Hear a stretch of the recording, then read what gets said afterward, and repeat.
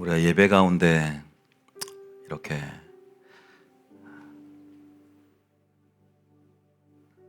하나님 말씀과 조우하면서 우리가 경험하는 하나님 나라를 기대하십니까? 예배하면서 기대감이 계속 우리 안에 상승되어져야 될 것 같아요. 하나님 나라를 우리가 맛보고 경험하라 그랬거든요. 하나님 나라가, 그러니까 하나님 나라를 경험한다는 것은 하나님의 성품을 경험하는 거예요. 하나님 나라의 기초와 하나님의 성품의 기초가 같아요. 그래서 하나님의 성품, 그 아름다움, 그죠? 그 속성, 본체적인 속성을 경험하는 거. 또 하나님의 권능을 경험하는 거. 그게 하나님 나라거든요. 귀신이 떠나가면 하나님 나라가 임했다 그러잖아요. 그 영광을 보았다. 하나님 나라를 경험하는 것이고 하나님을 경험하는 것인데, 우리가 그런 부분들이 간접적인 경험이 아니라 예배를 드리는 실제 상황 가운데 직접적인 개인적인 경험이 되실 줄 믿습니다. 욥이 내가 귀로 주님에 대해서 듣기만 했지만 이제 내가 직접 눈으로 주님을 배웁는다. 그랬을 때 회개가 일어나고 변화의 역사가 일어나는 거잖아요. 직접 만나야 돼요, 하나님을.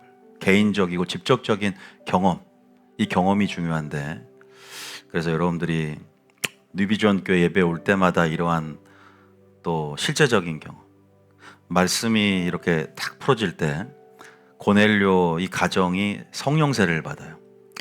그러니까 안수받지도 않고 기도한 것도 아니야. 말씀을 듣는 도중에 이런 영적 체험을 한 거는, 말씀이 그 자체가 영이잖아요. 그러니까 우리가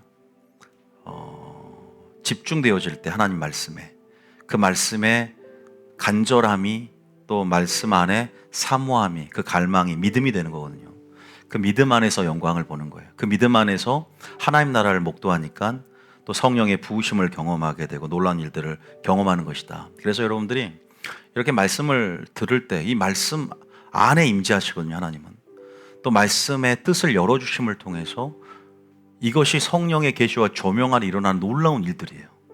그러니까 우리가 우리 원하는 대로 하나님과 조화하고 하나님을 경험하겠다가 아니라 이런 말씀 안에서 뜻이 열어지고 깨달아지는 것들, 이러한 실제적인 경험들, 이거 굉장히 중요한데, 이런 부분들이 영광을 또한 목도하는 것이고, 여러분들 이런 갈망과 이런 기대감들로 예배 드릴 때 분명히 놀라운, 이제까지 보지 못했던 그런 하나님 나라의 세일의 영광들을 경험하게 될 줄 믿습니다.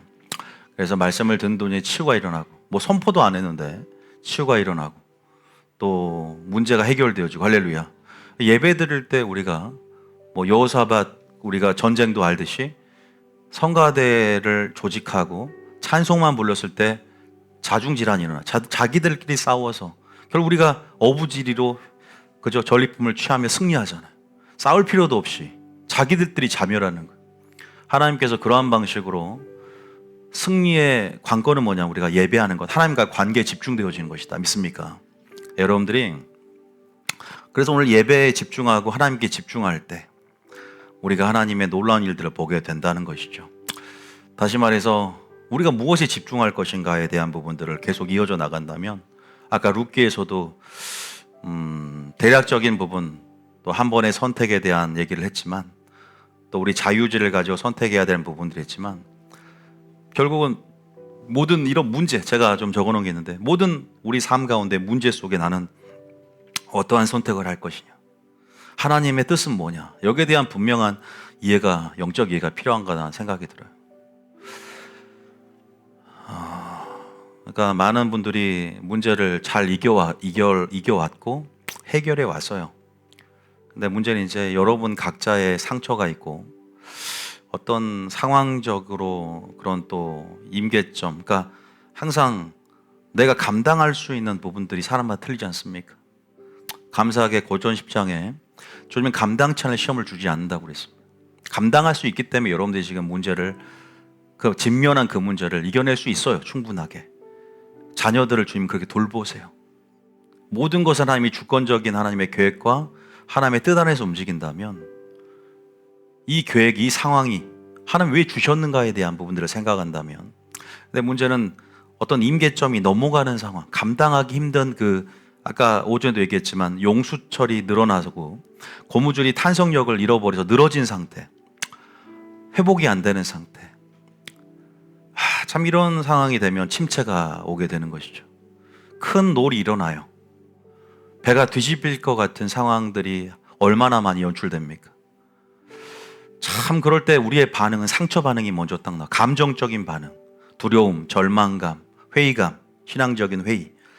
그것 때문에 영적 기능이 마비가 되고 믿음의 눈이 닫혀버리니까 믿음을 발휘를 하지 못해. 영적 무지를 넘어서서 상황적인 압박감과 무게감에 짓눌려 버리는 상황이 많이 연출되지 않습니까? 정말 하나님이 실존적으로 없는 것 같고 하나님이 내 기도는 안 듣는 것 같고, 그러니까 뭔가 이제 자존감이 낮아지는 거, 바닥을 치는 거죠.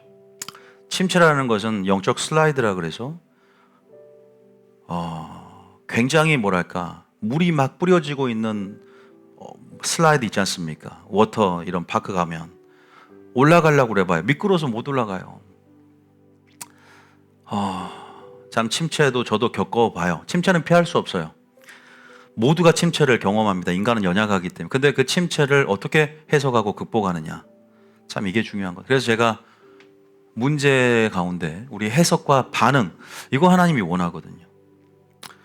우리의 반응은 결국 영적으로 반응해서 돌파하는 거예요. 아까 돌파하라, 자원함으로 침노하라 그랬어요. 그래서 우리의 인간의 목, 하나님 은혜가 있지만 은혜를 구하는 것도 은혜를 찾아야 되고 은혜에 합당하게 살아내야 돼요. 또 은혜가 다 은혜도 100%가 돼야 천국에 들어가지만 인간의 목, 그 주시는 부여된 특권, 부여된 권리 안에는 항상 책임이 부여가 되는 거죠.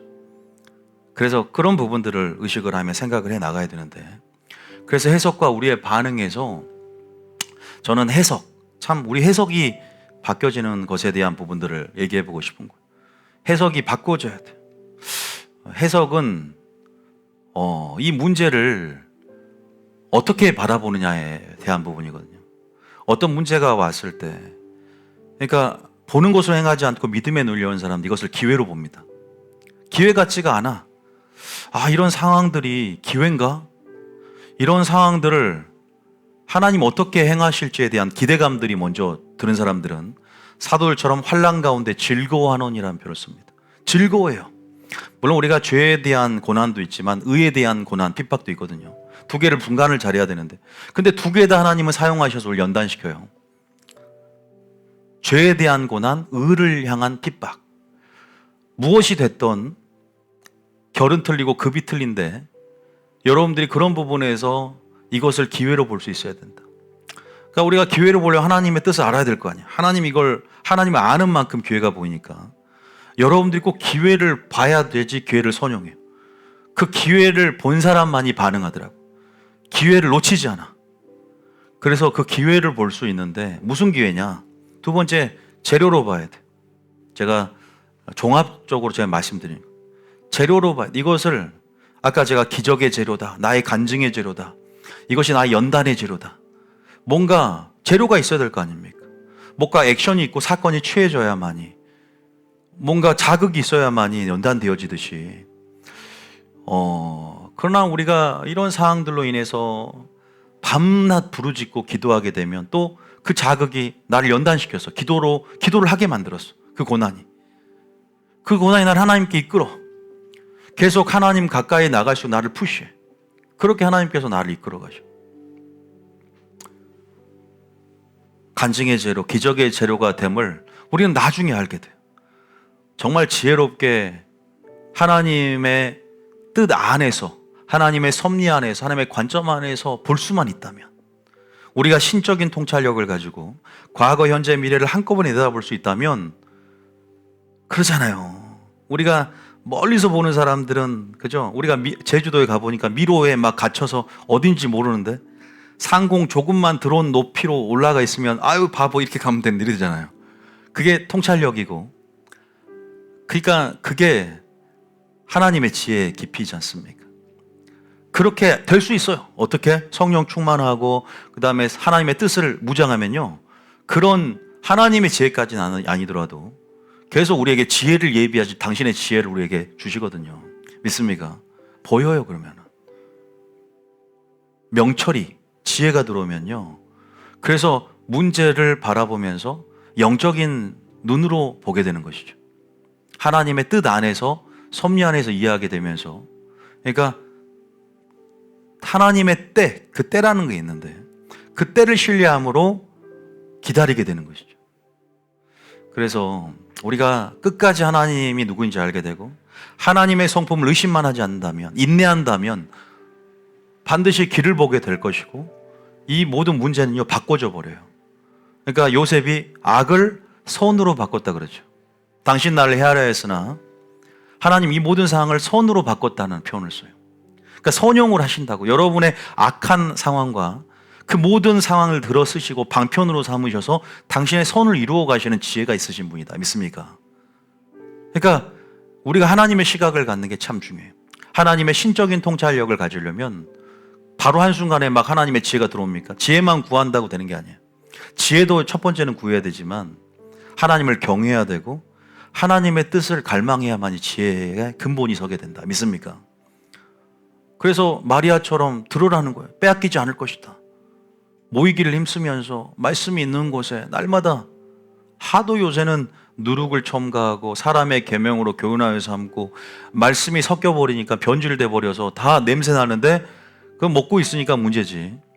순수한 말씀만 찾았다.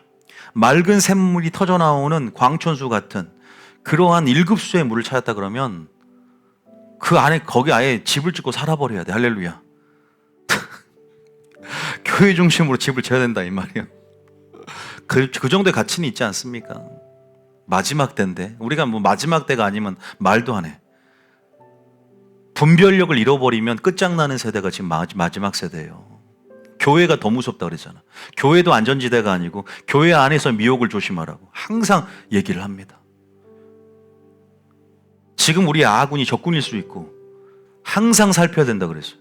누가 마귀의 하수인이 된지 아무도 몰라. 누가 마귀의 하수인이 된 목사인지 아무도 모른다고. 누가 소경이 되었고 잠자는 영이 부어진지 교회가 아무도 몰라요. 분명히 말씀드립니다. 여러분들이 그런 부분들을 아울러서 이 문제를 어떻게 바라보느냐, 기회로 바라보느냐, 재료로 바라보느냐, 여러분들이 그런 부분에서 문제를 어떻게 해석하느냐. 주님은 문제를 해결할 뿐이 아니야. 문제 해결자로 온 게 아니라 내가 너희의 물건 나누는 자로 내가 너희에게 왔느냐 그랬잖아. 어리석은 부자에게. 그게 문제가 아니라 문제 해결자로서 문제에만 집중하지 않길 원해. 주님은 영혼을 구원하시고 싶어 하시고, 여러분 믿음이 연단되어지고 정금 같은 믿음이 됐으면 좋겠고, 하나님과 친밀함을 나눴으면 좋겠고, 하나님의 총체적인 본체적인 속성 여러분의 안에 있었으면 좋겠고, 무엇을 먼저 보는지를 봐야 된다. 하나님이 무엇을 먼저 보는지. 우리 중심이 되면, 우리 중심적이 되면 우리는 아무것도 못 봐요. 까막눈이 돼. 하나님 무엇을 원하는가, 여기에 정말로 하나님의 관심사에, 하나님의 뜻에 집중돼야 돼요. 안 그러면 항상 본연, 자기 중심에 빠져요. 이게 모든 문제의 뿌리가 됩니다. 자기를 사랑하기 때문에 문제가 생기는 거예요. 돈을 사랑하게 되는 것이고, 쾌락을 사랑하게 되는 것이고, 그래서 말세 고통의 시작이 바로 자기 사랑의 시작점에 있어요. 물론 하나님 사랑 안에서 자기를 사랑하는 것은 괜찮은 일이지만 하나님 없이 자기를 알 수도 없는 거죠. 그러니까 여러분들이 그런 부분 안에서 마지막 하고 싶은 얘기는, 문제에 집중하지 말고 문제를 회피하려고 하지 마라. 마지막으로 얘기를 좀 하고 싶은데요, 문제에 집중하는 부분들이 이렇게 집중하다 보면 저도 혼돈이 생기더라고요. 문제에 집중한다. 그냥 문제를 왜 주셨을까? 그러니까 우리가 보는 것으로 행하지 말란 말이 여기서 나오는 거예요. 믿음으로 행하라. 고린도후서 5장에 믿음으로 행하라. 보는 것으로 하지 말라 그랬죠. 속 사람이 능력으로 강건한 사람들은 믿음의 눈을 열고 보는 것, 문제, 상황 여기에 직시되어 직면했지만 문제 속에 감춰놓은 이면의 심층적인 하나님의 마음으로 들어가요. 하나님 왜 줬지 이거를? 이 문제를 왜 줬을까? 기대감을 갖는 거지. 즐거움을 갖는 거야. 환난이 인내를 낳고 인내가 연단을 낳고 연단이 소망을 낳는 줄 암이라. 환난이 그래 나를 인내하는 믿음으로 만들어 가시고 여기에 어떤 감추어진 보너스가 있을까? 어떤 하나님의 은혜가 있을까? 순종하게 되는 거예요. 하나님을 믿는 거지 그냥. 하나님을 믿고 따르는 그게 진짜 믿음이지. 그냥 자기 꾀에 문제만 회피하고 또 문제에 집중한 사람은 두려움이 있고 상처로 반응해. 문제가 있고 두려움이 있기 때문에 감정으로 반응해서 왜 문제만 커 보이니까 문제에 집중하면 문제가 더 커 보여. 그럴 땐 빨리 하나님께 집중해야 돼. 계속 은혜에 집중해야 돼. 문제를 해결할 주님의 능력에 집중해야 돼. 말씀을 들으러 빨리 교회로 모여야 돼. 그때는 하나님의 뜻을 찾고자 없는 사람들은 바로 검을 못 끄집어내는 사람들 하나님의 뜻을 찾고자 머물러야 돼. 기도해야 된다고. 하나님의 선한 뜻은 반드시 설교를 통해서도 제시가 되고 그래서 평소에 하나님 아는 게 얼마나 중요해. 기회도 볼 수 있는 눈이 있고 하나님의 뜻에 관심이 없는 게 마지막 세대예요. 교회는 다니지만 그런 부분에서 은혜에 집중하는 것, 예수님께 집중하는 것. 마지막 때는 마귀가 커 보여요. 종말의 시나리오가 더 무서워. 마귀의 하나님의 경영 시나리오가 더 위대하고 크고 결국 해피엔딩인데 세상의 권자가 영원할 것 같고 그러나 하나님의 권자가 하늘에 있고 하늘로부터 심판이 시작된다는 것들을 요한에게 4장 5장에 계시할 때 위로가 됐잖아요. 그래서 여러분들은 하나님께 집중하시길 예수님 축복합니다. 마지막으로 문제를 회피하려 하지 마시고 그래서 비밀 휴거설이 나오는 거예요. 그래서 그냥 안전지대 그냥 뭘 몰래 데려가요. 그게 어디 있어요. 예수님이 재림하시는데 그때 상처받은 교회가 핍박을 이긴 교회가 영광스럽게 주님 환영해주고 또 이 땅에 내릴 대접을 하나님께서 이제는 종국적인 파괴 심판을 피할 수 있는 은신초로 또 왕을 맞이하는 영광스럽게 맞이하는 만방이 보는 상황 속에서 다 올리 보낼 텐데 뭘 몰래 데려가요. 몰래 사라져. 그런 거 없어요. 영화에서나 그러지. 성경을 제대로 이해하면 휴거의 의미가 뭐 영광스럽게 나를 맞아주시는 거예요. 상처받고 그 환난 가운데 고통받았던 우리에게 안식으로 갚아주는 것이 하나님의 공의예요. 믿습니까? 그래서 환난 통과해요. 그래서 오늘 환난 이길 수 있는 믿음으로 가고 그 모든 상황을 맞닥뜨릴 때 에레미야에게 에레미야야 네가 보행자와 다녀도 능히 피곤하면 말과 경주할 수 있겠느냐? 지금 환난은 장차날 대환란에 비하면 아무것도 아니고 지금 이 환난에 연단되어지는 그 근육들이 결국 끝까지 승리하게 할 것이야. 너는 끝까지 고통을 승리해야 된다. 끝까지 견뎌야 된다. 이런 말이에요. 믿습니까? 고통이, 고난이, 의를 향한 핍박이 우리에게 주는 유익이 뭔가? 이 모든 것들을 하나님은 선용하셔서 당신의 뜻을 이루고 선을 이루고 결국 우리에게 종국적으로 행복을 주시는 하나님의 선하심들을 찬양하시길 예수님 축복합니다. 저는 여기까지 얘기하고 싶어요.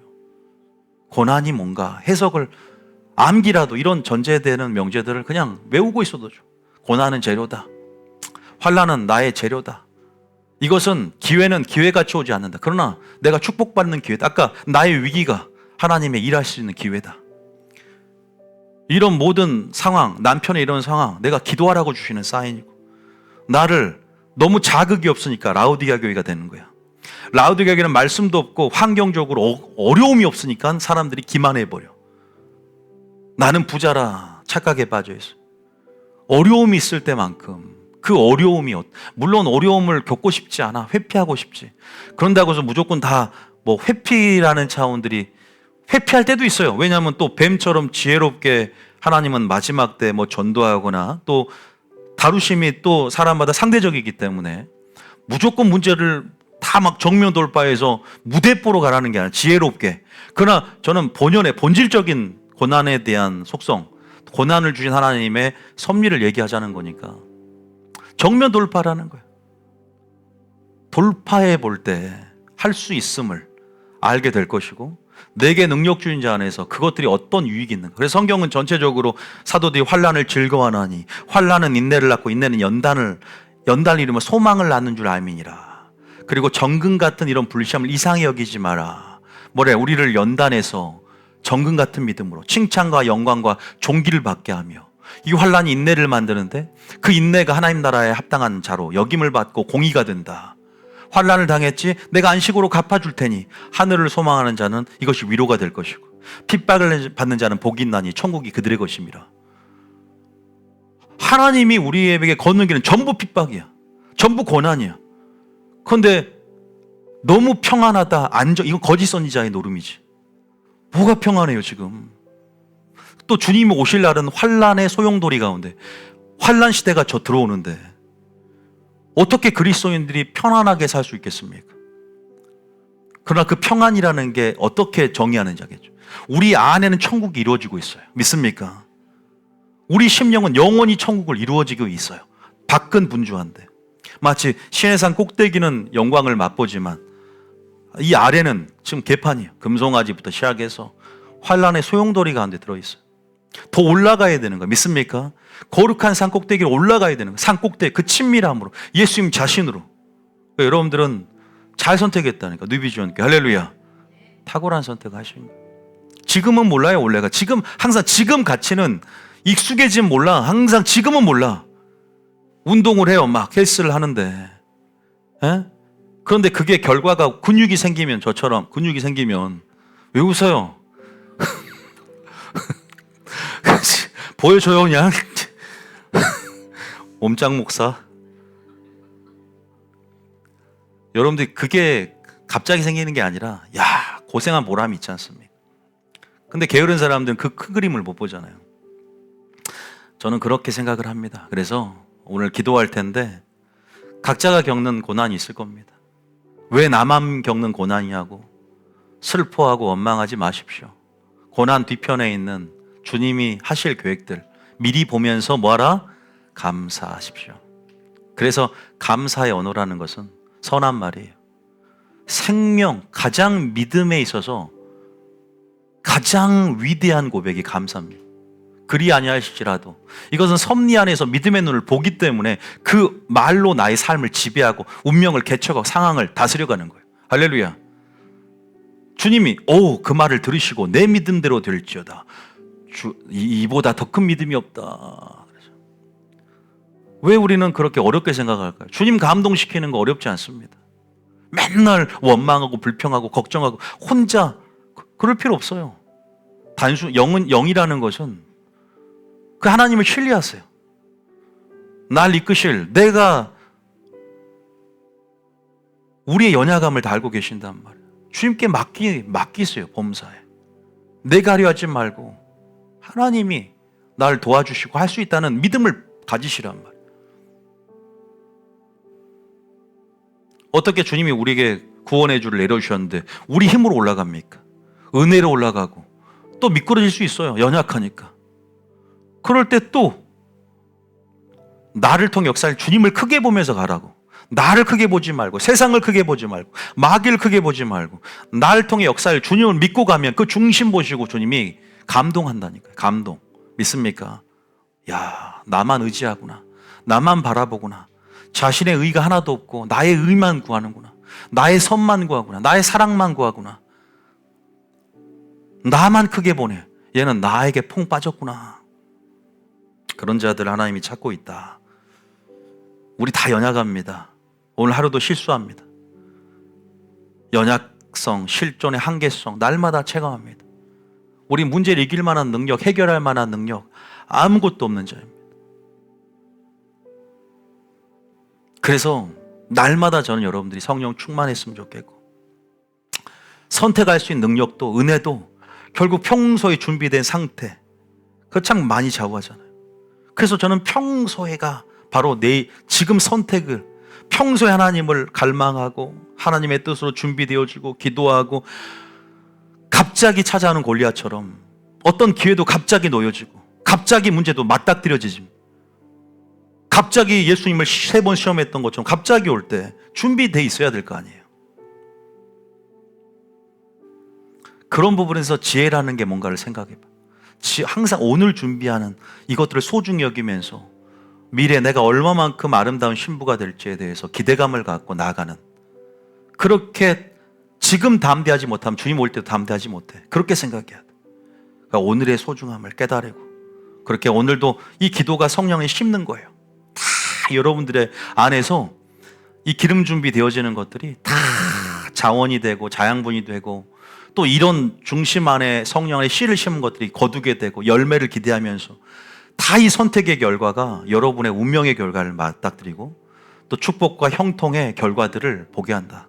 그래서 오늘 어제보다 오늘의 나의 반응과 선택은 무엇이고 나는 지금 모든 것들을 지금 나의 해석은 문제가 아니라 상황은 안 바뀌었지만 해석이 바뀌었는가?